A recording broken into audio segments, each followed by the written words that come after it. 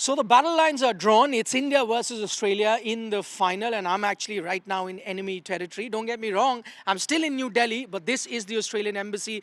With me, the High Commissioner to India from Australia, Mr. Green. And you know what?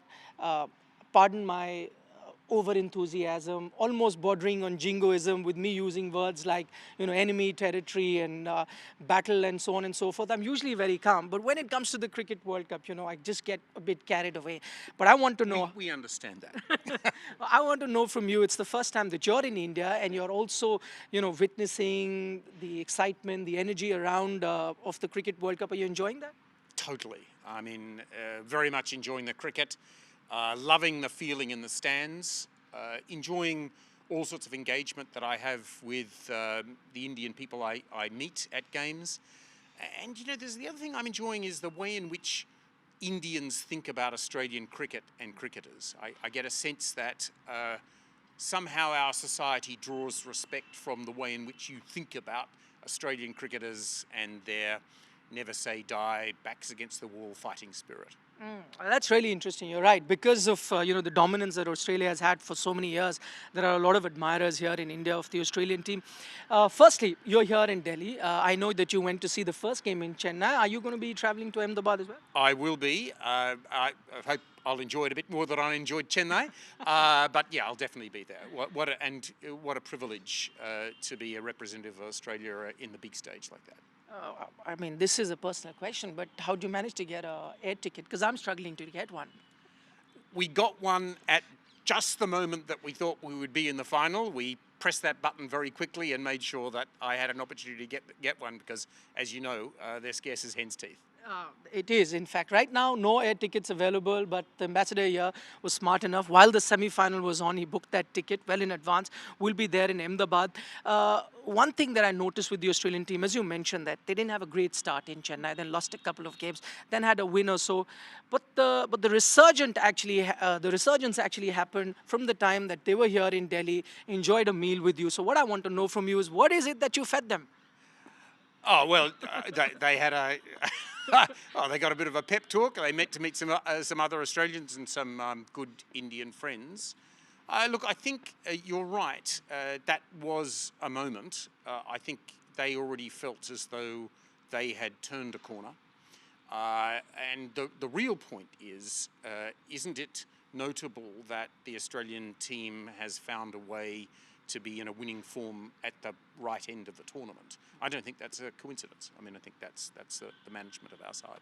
So, it was a great privilege to have them here and to introduce them to many of my Indian friends. And yeah, you're right. That was a turning point, and now we see the result. Okay. If I was going to ask you to look into the crystal ball, predict what's going to happen on Sunday, what do you reckon? I reckon it'll be a tight game. I think India will be tough to beat. They're in great form.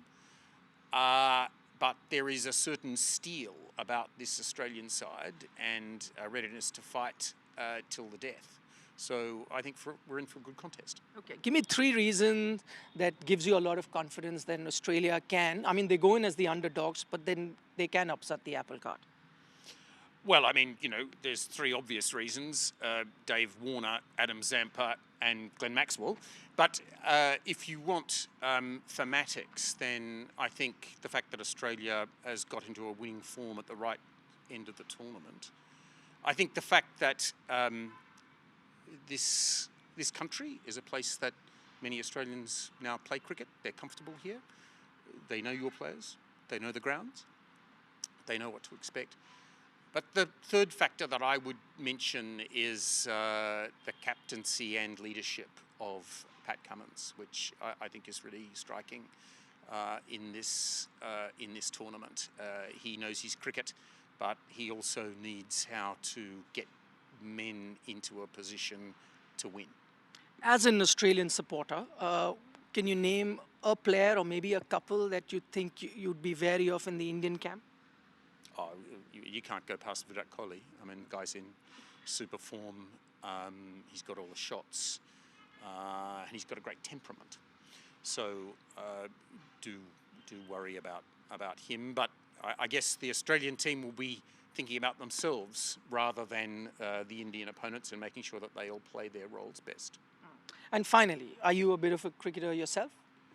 Well, I have been. I played at school. I played as a young man, and I'll still pick up a cricket bat at a family function in the park or on the beach in Australia. I was never a great cricketer. I think I told you probably my best skill as a slips catchman, catcher. You don't get picked in teams for that. And as a batsman, I was much more Jeffrey Boycott than I was Glenn Maxwell. But I love the game, and I'm really looking forward to tomorrow. All right. I love Jeffrey Boycott. In fact, we have a position in our Veterans League for a nice slip fielder, so I'm going to give you a call next time we're going to be having a game. But Ambassador, thank you so much for taking our time and wishing you all the very best for the final. Same to you too. Cheers.